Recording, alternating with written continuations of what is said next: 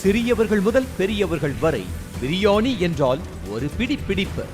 பிறந்த நாள் ஆனாலும் சரி, திருமண நாள் ஆனாலும் சரி, அல்லது வேறு எந்த ஒரு நிகழ்வாக இருந்தாலும் அன்றைய தினம் பிரியாணியை சாப்பிடாவிட்டால் அந்த நாள் முழுமை பெறவில்லை என்ற எண்ணம் அசைவ பிரியர் மனதில் மேலோங்கி விட்டது.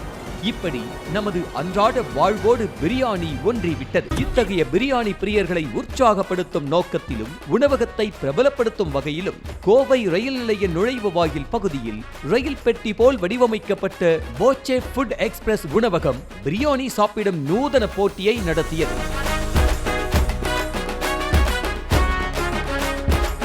6 பிளேட் பிரியாணியை அரை மணி நேரத்தில் சாப்பிட்டால் 1 லட்சம் ரூபாய் பரிசு.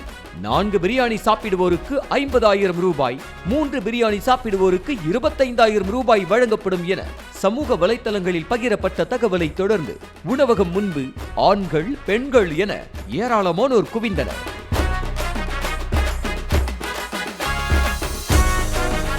போட்டியில் பங்கேற்பவர்களுக்கு அலர்ஜி, வயிற்று பிரச்சனைகள் ஏதும் இல்லை என்றும் ஏதேனும் உடல்நலக்குறைவு ஏற்பட்டால் நிர்வாகம் பொறுப்பல்ல என விண்ணப்ப படிவத்தில் கையொப்பம் பெற்ற பின்னர் போட்டியாளர்கள் போட்டியில் அனுமதிக்கப்பட்டனர்.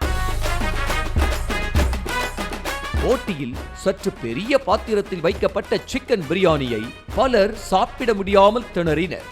இதில் தூத்துக்குடியை பூர்வீகமாக கொண்டவரும் கோவை சரவணம்பட்டி பகுதியில் வசித்து வருபவருமான கணேசமூர்த்தி என்ற கால் டாக்ஸி ஓட்டுநரும் பங்கேற்றார். போட்டி துவங்கிய நிமிடம் முதல் விறுவிறுவென பிரியாணியை ஒரு பிடி பிடித்த கணேசமூர்த்தி 2 பிளேட் பிரியாணியை சாப்பிட்டுவிட்டு 3வது பிளேட்டை ருசிக்க துவங்கிய போது அவரை உற்சாகப்படுத்தும் விதமாக உணவக நிர்வாகத்தினர் கைகளை தட்டி ஊக்கப்படுத்தினர்.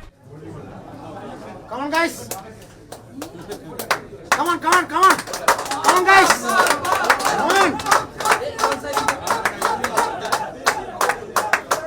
ஒரு கட்டத்திற்கு மேல் தொடர்ந்து பிரியாணியை சாப்பிட முடியாமல் திணறிய கணேசமூர்த்தி திடீரென சாப்பிட்ட பிரியாணியை லேசாக வாந்தி எடுக்க தொடங்கினார்.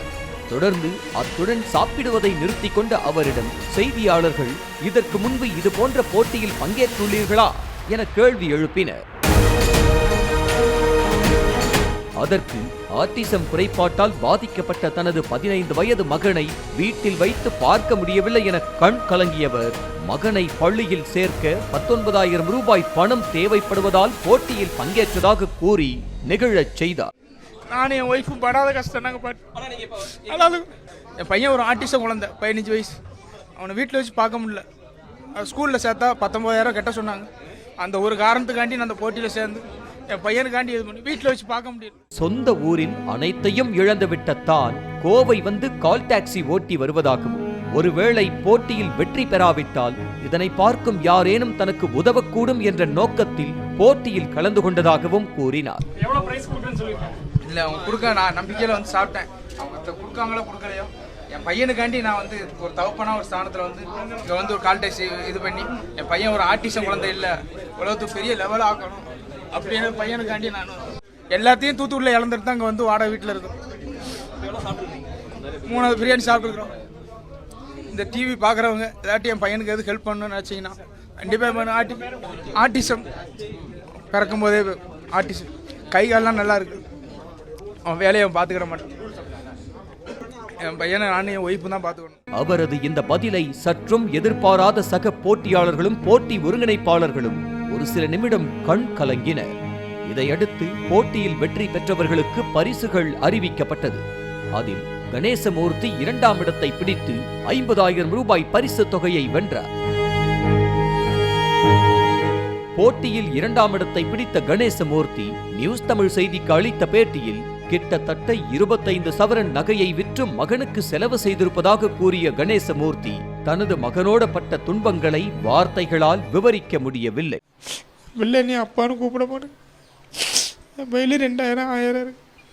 இப்போ எனக்கு சிக்கன் வாங்கித்தா, சிக்கன் ரைஸ் வாங்கித்தானே பிள்ளை புட்ட உள்ள மட்டும் தான் எனக்கு.